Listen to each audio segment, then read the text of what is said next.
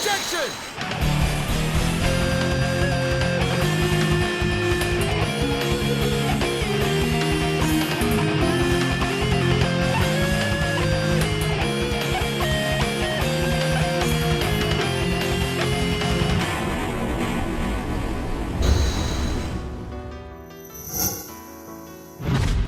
Hello, every pony. I'm MasterCode, your ace analyst, and today we're going back to the main G4 comic series with issues number 21 and 22, The Manehattan Mysteries. What is the mystery, you ask? Well, it's a murder most foul.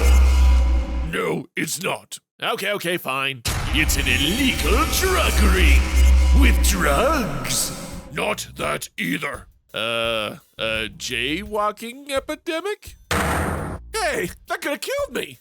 And we would have had a murder mystery right here! Help, police, murder. Son of fresh and dashing precious son. Now get on with it. If you haven't died from one of those yet, I'd say you're in pretty good shape. So all is well in the world. Whatever. So yes, we join the Apples, Babseed, Fluttershy, and Rarity as they attend a magic show in Manhattan's Carnegie Hall. Why, you get to Carnegie Hall, don't you? Practice. And it's revealed the magician is, of course, the great and powerful Trixie, performing a deadly trick with the mayor attempting to escape from her predicament and make a diamond disappear, all the while she is, blindfolded and, her whole body tied up in a very, I'll be in my bunk.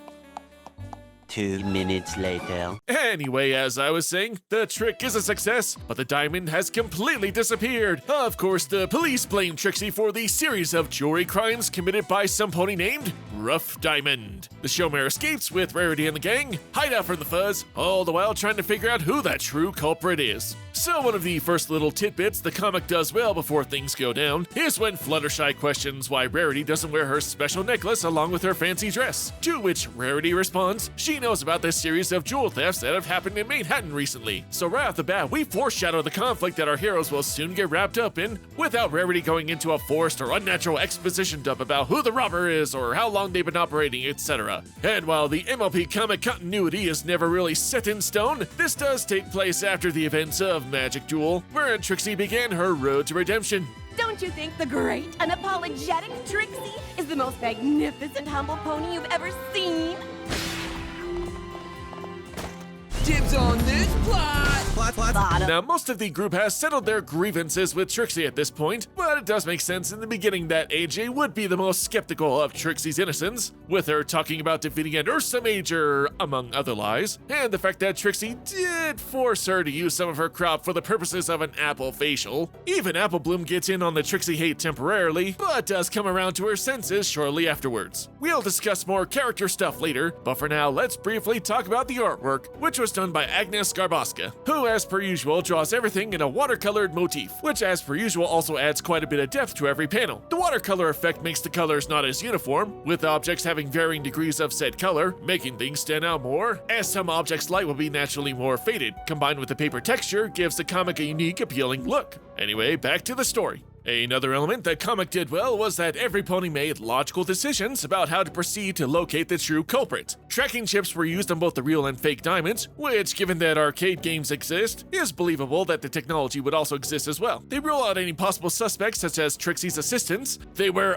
quote-unquote convincing disguises while out on the lam. Oh my god, there they are! And finally, they even determine Rough Diamond's next hit, and overall every pony is making smart decisions in this comic. Now, Fluttershy, Rarity, and even Apple Bloom to an extent prove helpful in this whole endeavor, but are mostly relegated to the background, which is fine as our main characters are AJ, Trixie, and Babs. As I mentioned, Applejack in the beginning of the story is somewhat still skeptical of Trixie, but does warm up to her seeing the anxiety she displays upon being framed. And the fact that Trixie does want to legit help find the culprit and return the diamond shows that she has changed. Sure, she still possesses some of her old showmanship personality, but we do also see her vulnerable side, of which we really wouldn't see until No Second Prances. So it's interesting that this is technically the first real bit of character development for the mayor coming in the form of the comics. Going back to the well casting of this comic's chosen characters, we also see her connect with another character who's had a rough past as well, Babseed. Now, in the first issue, the filly really isn't involved too much, mostly just greeting ponies, and is essentially just along for the ride. But in the second issue, she not only proves to be one of the smartest characters, but also the emotional core of the comic. Babs allows the gang and Trixie, who, by the way, she hasn't met up until this point, and only knows about her dubious nature from the others, to stay in her apartment all the while running from the cops. And with her being a local, she also figures out a critical clue to where Rough Diamond will strike, being the Manehattan Museum of Art. And most importantly, Babs is the one to connect with Trixie on an emotional level. The filly mentions to Trixie about how she was previously a bully to the CMC and how she feared that her actions would besmirch her forever. However, as we saw, she turned over a new leaf and proved that even though you have done bad things, it doesn't mean you're bad forever. Both acknowledge their mistakes, but are able to see beyond and not repeat them. It's a nice, cute scene between two characters that you normally never ever see together, but also having two ponies with questionable pasts talking with one another yielded a nice new friendship. So the last thing I'll talk about is the actual mystery aspect, which was handled pretty well. I was honestly trying to figure out who was responsible all the way till the reveal. At first I thought it was one of Trixie's assistants, because in this one panel, you can see when the assistant is putting on the blindfold, her hoof is positioned behind her hat, so I thought that's when the switch was made. But nope.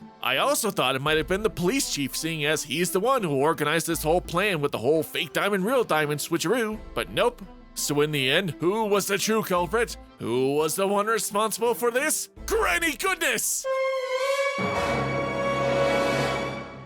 No, actually, it was one of the mayor cops who's been involved with the entire investigation. When I read this comic the first time, I went back to the initial opening of the safe scene at the theater, and as you can see, her hoof is obscured by the door, and moments later, we had the smoke bomb distraction. You fool! Plus, in several panels leading up to the reveal, you see that the cop's cutie mark is smudged, when in the first issue it was untouched and complete. This was also another great moment for Babs as well, as she figures out how Rough Diamond covertly stole the diamond, putting together the series of events from her being able to go anywhere as a police officer, to the fact that the thief didn't know the combination of the safe until the director of the theater said it, and just biding her time until the moment to strike. But yeah, I was racking my brain the entire time until the end. Very well done. And we end off their story with another cute moment between Trixie and Babs, and finally finishing the magic show proper. So that was the Manehattan Mysteries, and I gotta say, it's pretty good. The mystery is complex enough that a child could still follow, and even so, it got me till the end. Characters made logical decisions to find the culprit, the artwork is nice, and the moments between Babs and Trixie were great and adorable. I highly recommend you check out this story, and be sure to like and subscribe. Well, that's it for today, guys. Until next time, MC!